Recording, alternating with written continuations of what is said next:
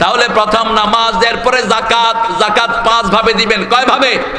5, 10, 20, 25, 30। কয় অংশে বললাম? 5, 10, 20, 25, 30। 5 ভাবে যাকাত দিবেন। আমার বাবা মসজিদে যায় না, শুধু বাসায় নামাজ পড়ে, এই নামাজ কি হবে? যদি শরীয়তের কোনো ওযর ছাড়া ঘরে নামাজ পড়ে, নামাজ হবে না। হবে। শরীয়তের ওযর হলো 3টি। কয়টি? আপনি সিভিয়ার অসুস্থ, আপনি অসুস্থ। 2 নাম্বার, আপনার জানের নিরাপত্তা নাই, যেমন ফিলিস্তিনের লোকদের জানের নিরাপত্তা নাই, যে কোনো দিকে গুলি আসতে পারে। 3 নাম্বার, এমন বৃষ্টি হচ্ছে, এমন প্রাকৃতিক ডিজাস্টার, এমন শীত, ঘর থেকে বের হওয়া যাচ্ছে না। এই 3টা ছাড়া, অথবা আপনি যদি সফরে যান, এই 3টা ছাড়া যারা মসজিদের আযান শুনে মসজিদে যায় না, রাসূল বলেছেন আমার মন চায় ওর ঘরটা পুড়িয়ে দিতে। মসজিদে যায় না শুধু মুনাফিক। মুনাফিকের জন্য মসজিদ কঠিন। কাত্তাইরে ফিল কাফাস, খাঁচায় পাখি যেমন লাফায়, মুনাফিক মসজিদে এরকম লাফায়। আর মুমিন কাসসামাকে ফিল মা, পানিতে মাছ যেমন শান্তিতে থাকে, মুমিন মসজিদে তেমন শান্তিতে থাকে। রাসূল সাল্লাল্লাহু আলাইহি ওয়াসাল্লামের মন খারাপ হলে কোথায় যেতেন? সাহাবায়ে কেরামের মন খারাপ হলে কোথায় যেতেন? আর আমাদের মন খারাপ হলে আমরা বিড়ি খাই। কি খাওয়া খায়? বিড়ি। ইহুদিরা এটা বানিয়েছে। সেই ইহুদিরা এখনো আমাদের দেশগুলো থেকে টোবাকো চাষ করে।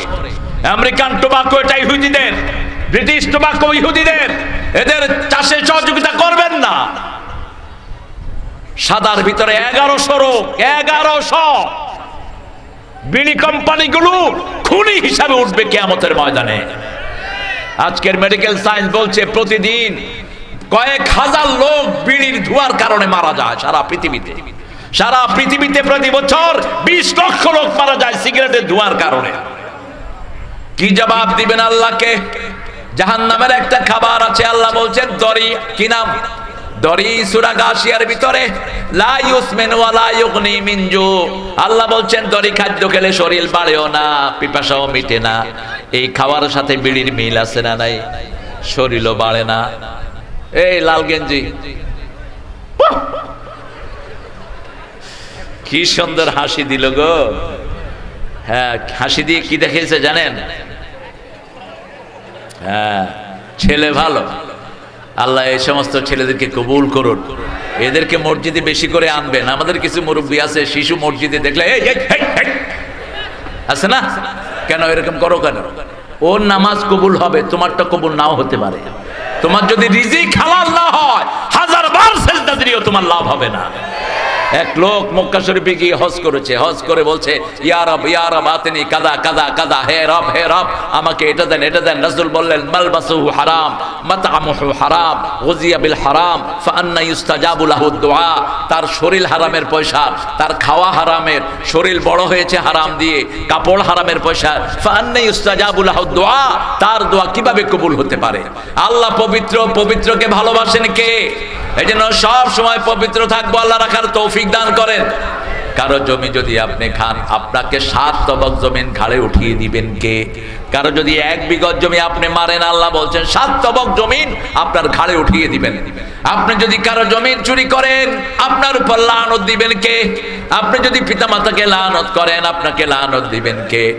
আপনি যদি আল্লাহর নাম ছাড়া কোনো প্রাণী জবাই করেন, আপনাকে লানত দিবেন কে? আপনি যদি কোনো বেদাতিতে জায়গা করে দেন, আপনাকে লানত দিবেন কে? বেদাতিকে জায়গা করে দিলে বেদাতি। ইসলাম রাসূল যেটা করেন নাই সেটা যদি করে, সে কি? কথা কন না কেন? সে কি? বেদাতি। লাইসা ফিহি আমরুনা ফাহুয়া রাদ, মা লাইসা ফিহি আমরুনা, যেটাতে রাসূলের সুন্নাত নাই, আল্লাহর নির্দেশ নাই, সেটা আমরা করব না। আমরা যাকাত দিব প্রথম 5 খনিজ পদার্থ যেখানে পাওয়া যায়। যেমন আপনাদের এখানে কয়লা পাওয়া গেছে, এই কয়লা যেখানে পাওয়া গেল, এটার পাশের লোকদেরকে 5 অংশ, 5ম অংশ এদেরকে দিবেন আপনাদের ওই খনিজের পয়সা থেকে। এটা হলো ইসলামী শরীয়ত। কিন্তু আমাদের দেশে কিচ্ছু দেয় না, কিচ্ছু দেয় না। যারা আশেপাশের লোক আছে তারা কয়লার কোনো ফায়দা পায় না। সৌদি আরবে যাদের এলাকাতে তেল পাওয়া যায়, তারা তেল কিনতেই হয় না, একটা কার্ড দিয়ে দেয়, তারা ফ্রি তেল নেয়। এটা ইসলামী শরীয়ত। 2 নাম্বার আল্লাহ বলছেন কোন ক্ষেতের ভিতরে চাষ হলো, চাষ যদি বৃষ্টির পানিতে হয়, প্রতি মনে 1 মণ, 10 মনে 1 মণ গরিবকে দিয়ে দিবা। 10 মনে কয় মণ? 10 মনে কয় মণ? আপনি ঘরে আনতে পারবেন না। ইয়ামা হাসাদিহি, যেদিন ফসল কাটবেন ওই ক্ষেতের ভিতরেই আপনি 10 মনে 1 মণ গরিবকে দিয়ে দিবেন। আর যদি আপনি পানি দেন, আপনি সেচের ব্যবস্থা করেন, তাহলে 20 মনে 1 মণ, 20 মনে 1 মণ গরিবকে দিয়ে দিতে হবে। তাহলে 10 5 গেল, 10 গেল, 20 গেল। আপনি 20-25টা ছাগল পালছেন। কি পালছেন? ছাগল। ওগুলো বাহিরে খায়, আপনি এগুলোকে খাদ্য কিনে দিতে হয় না, বাহিরে খেয়ে খেয়ে তাজা হচ্ছে। 1 ছাগল থেকে 20 ছাগল, 20 ছাগল থেকে 25 ছাগল, প্রতি 25 ছাগলে 1টা ছাগল গরিবকে দিয়ে দিবেন। এটা হলো শরীয়ত। এটা কি? যাকাত। আর যদি আপনার গরু হয় 30টা, অথবা উট হলো 30টা, প্রতি ওই উটগুলো আপনার বাহিরের খাওয়া খায়, আপনি খাদ্য কিনে দেন নেই, তাহলে প্রতি 30টা থেকে 1টা কাকে দিবেন?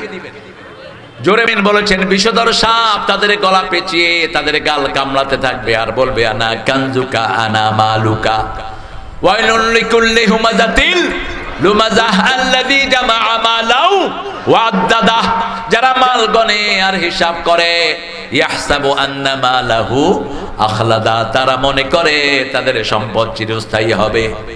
বাংলাদেশের সম্পদগুলো চলে গেছে অনেক চোরের পেটে, ঠিক না বেঠি? সুদখোরদের পেটে চলে গেছে, চলে গেছে ঘুষখোরদের পেটে। এখন যারা ঘুষ খায়, আমাদের এখনকার যে সরকার বেতন এত বাড়িয়েছে, এত সরকারি স্যালারি বেড়েছে, একজন পুলিশ কনস্টেবল আগে পেতেন 12,000 টাকা, আর এখন পায় 25,000 টাকা। পুলিশ কনস্টেবলের রেশন আছে না নাই? 16,000 টাকা হাতে নেয়। আর রেশন, আটা, চাউল, তারপরে দুধ, মদা, সুজি সব আছে না নাই? শুধু হা করবি, খাওয়ায় হলো। এরপরে যদি কেউ উৎকোচ নেয়, অফিস আদালতে এক একজন অফিসারের বেতন বাড়ছে না কমছে। এরপরে ঘুষ আমাদের দেশে আছে না নাই?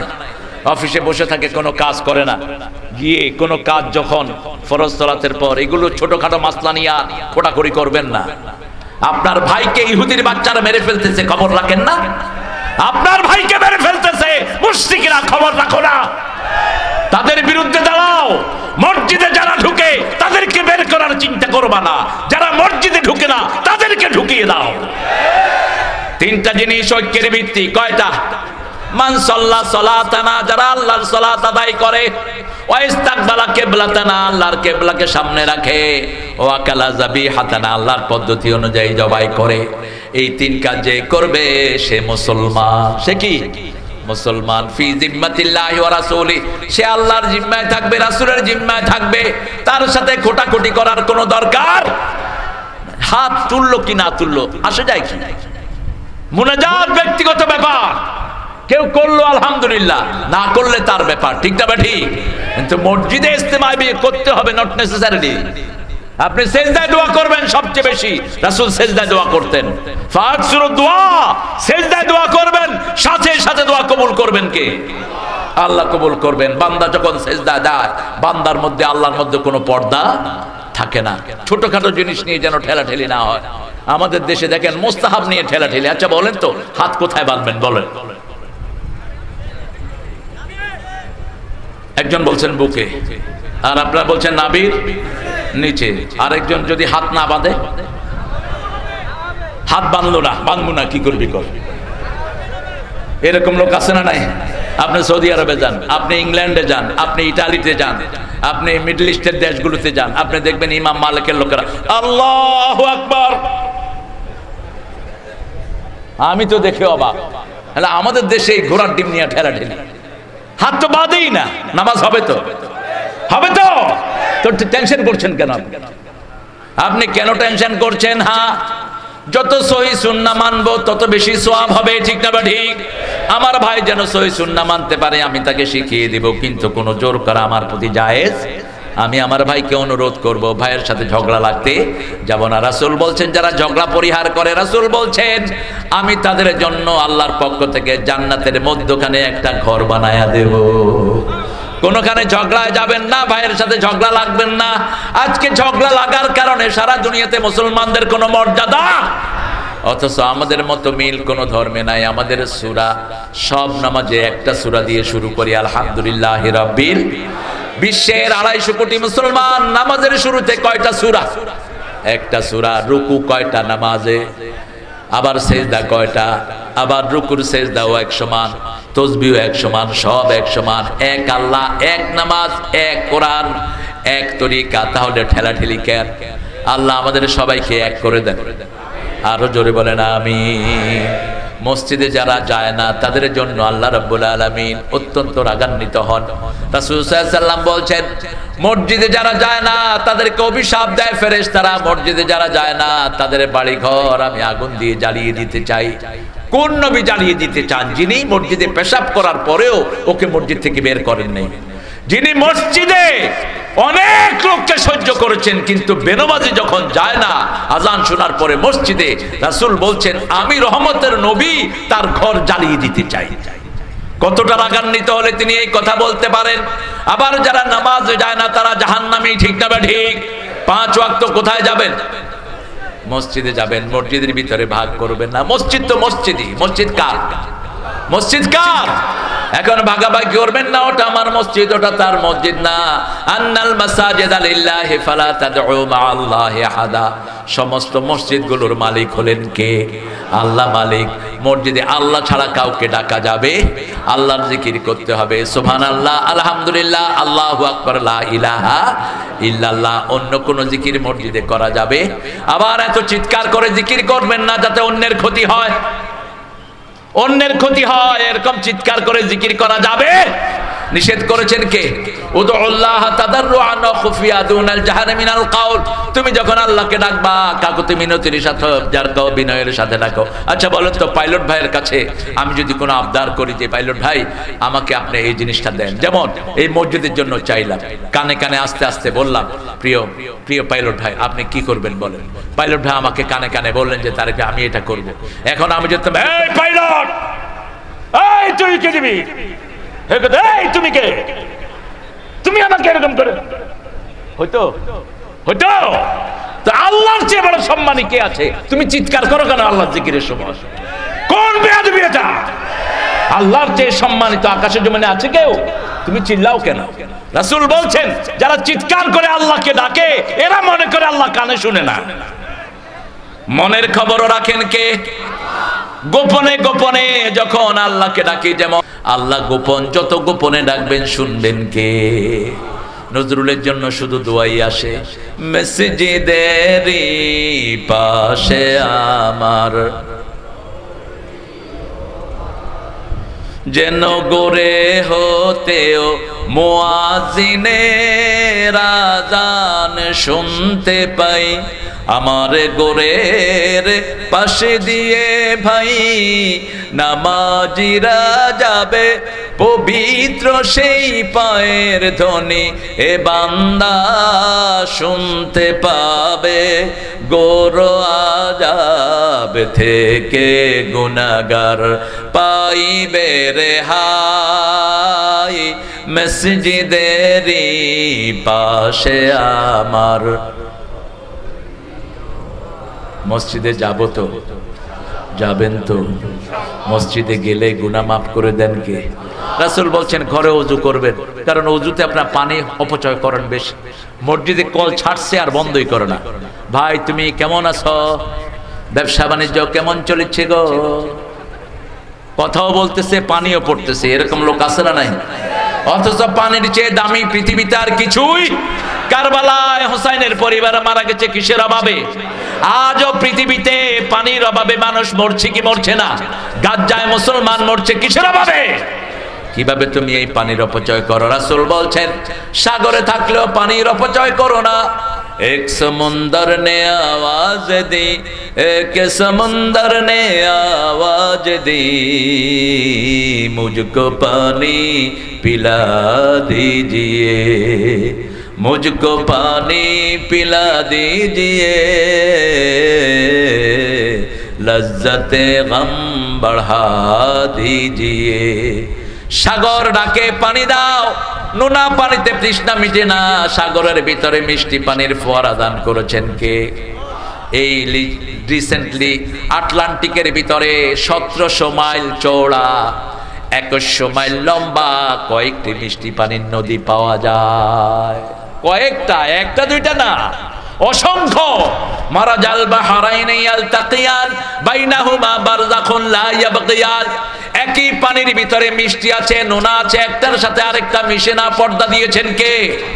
আমাদের নদীর মিষ্টি পানিগুলো সাগরে চলে যায়, ওগুলোকে আবার রিফাইন করে আল্লাহ নদীতে ঢুকিয়ে দেয়। ঠিক না বা ঠিক? নদীর পানি মিষ্টি হয় আর সাগরের পানি কি হয়? নোনা হয়। একটার সাথে আরেকটার কোনো মিল। এজন্য আমার জাতীয় কবি বলছেন, সুন্দর ফল সুন্দর ফুল মিঠা নদীর পানি আল্লাহ আল্লাহ তোমার মেহেরবানি। আপনাদের সাথে মিলায় বলতেছি, তুমি কতই দিলে রতন ভাই বেরাদর পুত্র স্বজন, ক্ষুধা পেলে অন্ন যোগাও মানি চাই না মানি আল্লাহ তোমার মেহেরবানি। আলহামদুলিল্লাহ বলেন। সেজন্য মসজিদের মধ্যে যাব প্রত্যেক দিন, রাসূল বলছেন যারা ঘরে ওযু করে এক পা বাহিরে দেয় সাথে সাথে তার জীবনের গুনাহ মাফ হয়ে যায়। দ্বিতীয় পা যখন দেয় জান্নাত তার সামনের দিকে চলে আসে। তৃতীয় পা যখন দেয় আল্লাহ তার মর্যাদা বাড়িয়ে দেয়।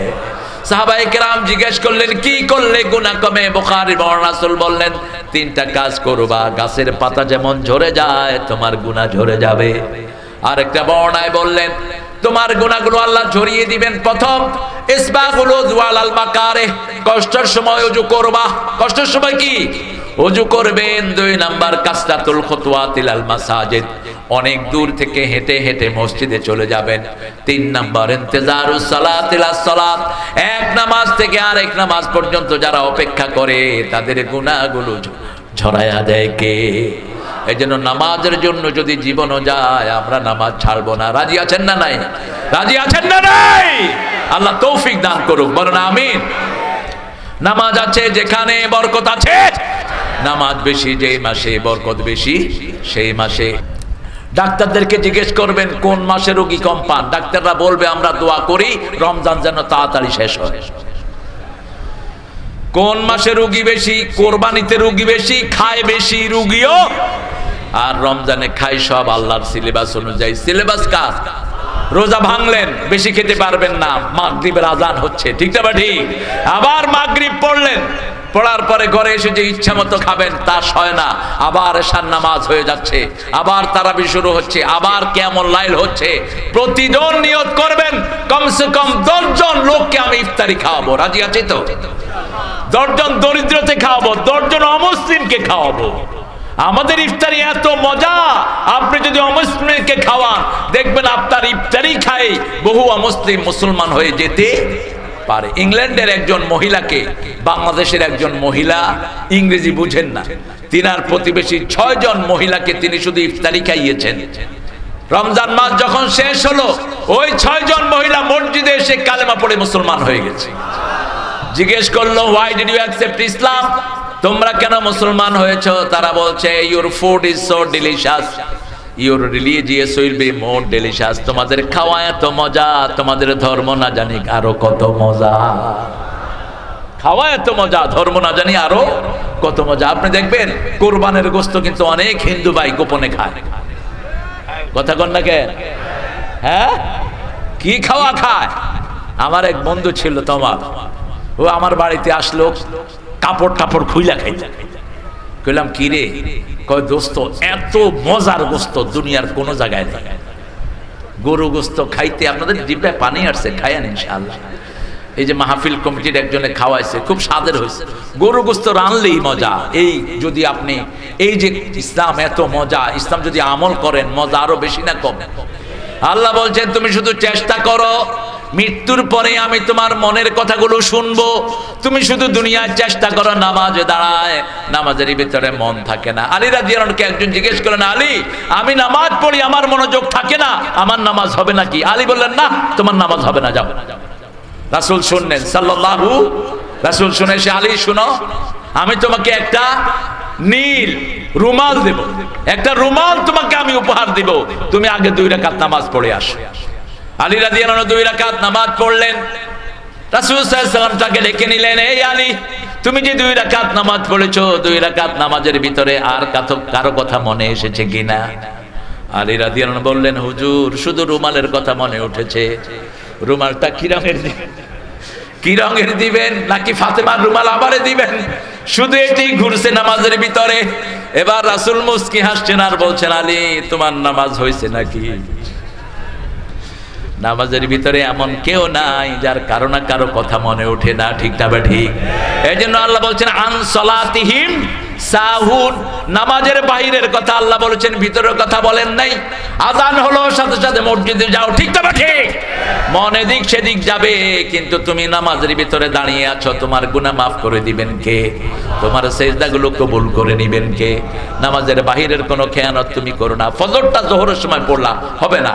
আন সালাতিহিম সাহুন, নামাজের ব্যাপারে এরা উদাসীন। নামাজের আযান হয়, পাশে বসে বসে মদ খায়, পাশে বসে বসে বিড়ি খায়, আড্ডা মারে, আছে না নাই? এরা আন সালাতিহিম সাহুন, ফি সালাতিহিম সাহুন বলে আমরা সবাই ধরা খেতাম। আন সালাতিহিম সাহুন বলে আমাদেরকে বাঁচিয়ে দিয়েছেন কে? নামাজের ব্যাপারে উদাসীন। ঘুমাইয়া কাজা করেছো ফজর, তখনও জাগনি, যখন জোহর, হেলায় খেলায় কেটেছে আসর, মাগরিবের ওই শুনিয়া যান, এখনো জমাতে হও রে শামিল, এখনো এর সাথে আছে স্থান। বাজিছে দামামা, বাদরে আমামা, শির উঁচু করি মুসলমান, দাওয়াত এসেছে নয়া জামানার, ভাঙা গেল্লায় উড়ে নিশান। সালাত একটা নেককার জিনিস। রাসূলের মন খারাপ হলে তিনি সালাত পড়তেন। কি পড়তেন? সালাত পড়তেন। আপনাদের কোনো প্রয়োজন, প্রথম নামাজ পড়বেন কার কাছে বলবেন? আল্লাহর কাছে, কারণ তিনার কাছে না বললেও তিনি জানেন, ঠিক না ঠিক? আমরা যখনই মন খারাপ হয় কোথায় যাব? ওযু করবেন, 2 রাকাত নামাজ, আপনার মন ভালো করে দিবেন কে? আপনি টের পাবেন না কোন সময় আপনার মনের বেচাইনগিরি দূর হয়ে গেছে। আমাদের দেশে অনেক লোক এখন আত্মহত্যা করছে। আপনাদের এখানে আছে কিনা আত্মহত্যার পরিমাণ আমি জানি না। আমি বনপাড়াতে একটা হসপিটাল ভিজিট করেছি 2-3 দিন আগে, 4 দিন। সেখানে তারা আমাকে বলেছে, স্যার, এত বেশি বেড়েছে আত্মহত্যার প্রবণতা। একটা মেয়েকে চিকিৎসা করলাম, আমাদের হসপিটাল থেকে 8 লক্ষ টাকা আমরা দিলাম তাকে। 1 মাস পরে মেয়েটা গলায় গামছা লাগিয়ে দুনিয়া থেকে বিদায় হয়ে গেছে। কেন তুমি বিদায় হচ্ছ? আত্মহত্যা করা কবিরা গুনাহ। আত্মহত্যা যারা করে এদের নামাজ যেন কোনো পরিচিত আলেম না পড়ে। আত্মহত্যা যারা করবে তাদেরকে ওই শাস্তি কিয়ামত পর্যন্ত দিবেন কে? যত বড় কষ্টই হোক, কার কাছে যাও? লা তাকনাতু মির রাহমাতিল্লাহ, ইন্নাল্লাহা ইয়াগফিরুয যুনুবা জামিআ, ইন্নাহু হুয়াল গফুরুর রহিম। যত মনে কষ্টই হোক, তুমি আল্লাহর রহমত থেকে নিরাশ হয়ে যেও না। তোমার সবগুলো গুনাহ মাফ করে দিবেন কে? কে মাফ করবেন? আল্লাহ মাফ করবেন। আল্লাহর চেয়ে বড় ক্ষমাশীল আর কেউ নাই। আপনার নামাজের ভিতরে মনোযোগ এদিক সেদিক চলে গেলেও আপনার নামাজ কবুল করে নেবেন কে? তবে যদি মনোযোগ আনতে হয়, আল্লাহ বলছেন সূরা মুজাম্মিলের ভিতরে, ইন্না নাশিয়াতাল লাইলি হিয়া আশাদ্দু ওয়াতওয়া ওয়া আকওয়ামু কিলা।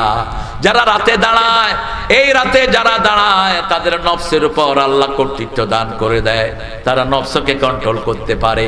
আপনি বাহিরের নামাজে যতক্ষণ থাকবেন, ভিতরের নামাজে থাকবেন অনেক বেশি। বাহিরের নামাজে যদি 15 মিনিট থাকেন, তাহাজ্জুদের নামাজে আধা ঘন্টা থাকেন, বাহিরের নামাজে যদি 20 মিনিট কাটান, তাহাজ্জুদের নামাজে আধা ঘন্টা 1 ঘন্টা কাটান। কারণ আল্লাহ বলছেন, وسارعوا إلى مغفرة من ربكم وجنة عرضها السماوات والأرض أعدت للمتقين। তোমরা প্রতিযোগিতা করো ওই জান্নাতের জন্য, যেই জান্নাতের প্রশস্ততা দুনিয়া এবং আকাশকে, জমিন এবং আকাশকে পাশাপাশি রাখলে যত হবে তার চেয়ে বেশি হবে জান্নাত প্রশস্ত। সেই জান্নাতের জন্য তোমরা প্রতিযোগিতা করো, মাগফিরাতের জন্য প্রতিযোগিতা করো। কে বাপ মার খেদমত বেশি করবা, কে প্রতিবেশীর খেদমত বেশি করবা।